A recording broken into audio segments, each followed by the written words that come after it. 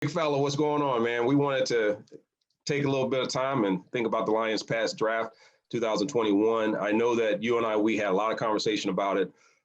Don't know what you think, so I'm here to get the big fella's thought. I know one thing, I did watch all your picks, and you were kind of spot on for the most part. So just curious to get your take on the NFL draft this year.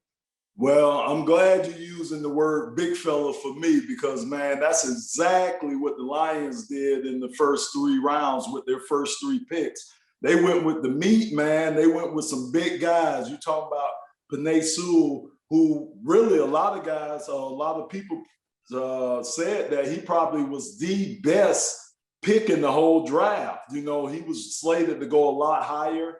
He fell to the Lions at number 7.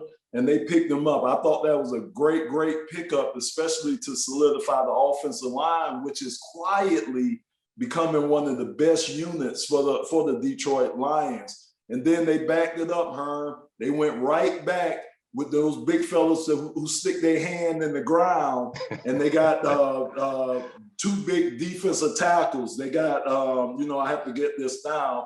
They got Levi.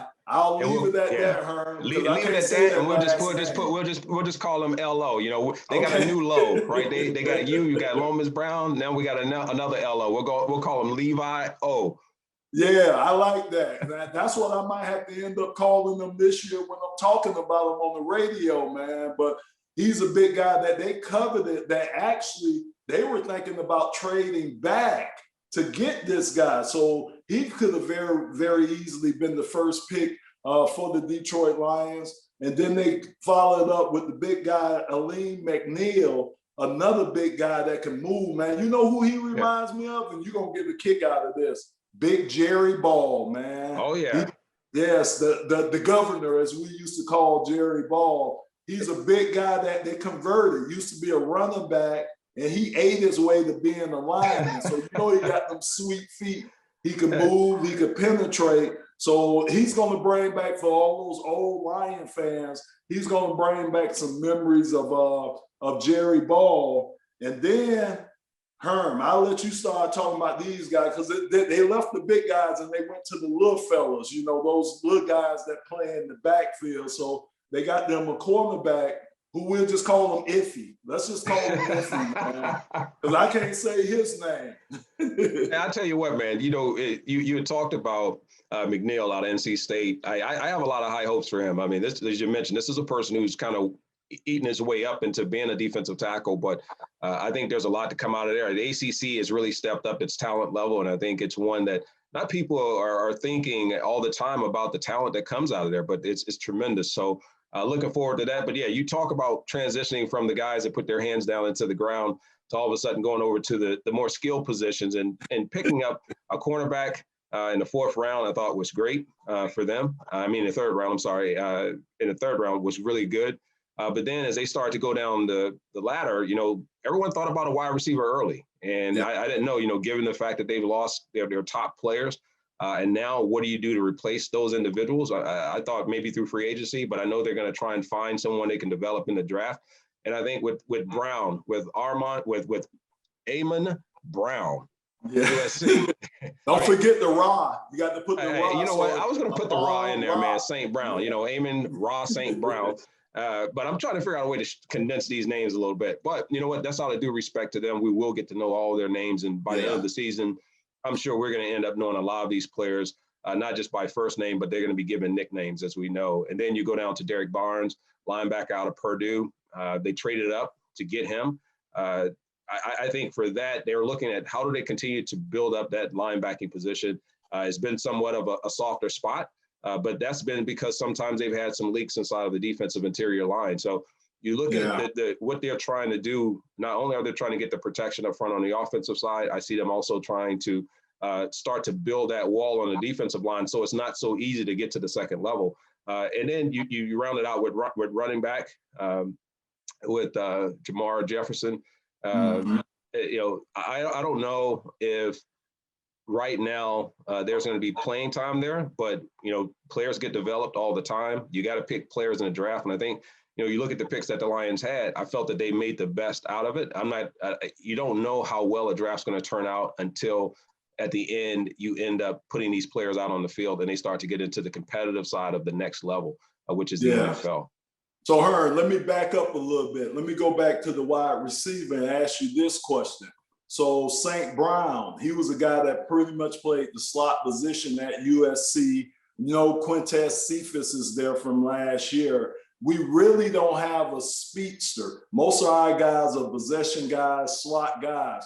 Do you think we need to add a guy that can stretch the field, or do you think these slot guys can develop into guys that can stretch the field? Well, in this system, the lines are going to want to get the ball out fast, but they're going to need people who can make separation at the line pretty quick. I think when you look at St. Brown, I think that's a player that has that quick ability to move in the slot. He has the ability to stretch the field. And then, you don't need any more possession style receivers. With Goff, I think they're going to be looking to try and still get the ball down the field. Otherwise, you're going to start to see the defense start to condense and start to come a little bit closer to the line. So they got to have players who have speed. And I will say this, wasn't sure what the Lions were going to do with their first pick. I know there was some thought that they may go for a big play wide receiver or something like that to replace the ones that they lost. But you got to have someone that's going to be able to put fear in the secondary on the defensive side of the ball. And if you can't do that, it's going to make it for a long day. I mean, you got good running games. I think Swift's going to be really, really good based on what he did last year. But it's going to take more than just a running game. You got to have an effective passing game to offset that and to really neutralize defensive opponents. Yeah, and you talk about Derek Brown, the linebacker. I do think one of our weaknesses, Detroit Lions' weaknesses, has been a guy that can cover tight ends. I think over the last 3 years, that's the one thing that the defense hadn't been able to do. And Herm, you see everybody trying to get these impact tight ends. Kyle Pitts, he went fourth to Atlanta. You got guys like Kerry Kittles, Jason Kelsey. You got a lot of good tight ends in this league. So you got to have guys that'll be able to cover these tight ends. So I was happy to see them get a linebacker because, again, we're going to have to be able to cover some of the tight ends that we have in the division and some of the tight ends that they're going to face this year. You would rather for a linebacker to cover them than to bring a safety down because, the tight end's going to have a size advantage over that safety. So, hopefully this Barnes kid, he'll be able to transition into one of those coverage linebackers that we are going to need to compete with some of these teams that have these very, very good tight ends. I think that's going to be a good transition for them because they're coming from a place where we're seeing more of these, even some of the tight ends now are starting to call themselves tweeners. And I remember I was referred as that when I first came in because I could put on more weight and go up naturally to a smaller tight end. But you started to see when Shannon Sharp and Tony Gonzalez and some of these other players really started having some tremendous success because even when you go back to way back in the day, whether it be our Hall of Famer and Charlie Sanders, or you look at Kellen Winslow, these are guys that had to block as well. But now you get your TJ Hawkinsons and it's the Kettles and you get these different players, man, that can get up the field. They are tough because they overwhelm the safeties. But then you have the linebackers who now have gotten used to cover not just these tight ends, but they're getting used to covering these wide receivers because the wide receivers are getting bigger.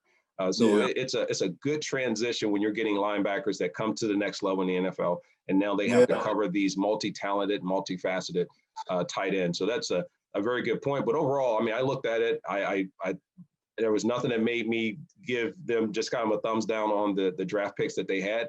But I felt more importantly that they're definitely doing some unpredictable things, and they have a plan, it seems, over the Detroit Lions facility.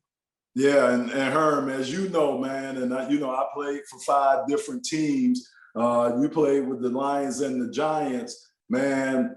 To the guys that have been there, the Lion players that have been there, when you bring in a new regime, when you bring in a new front office, when you bring in new coaches, man, what you did in the past, it don't count.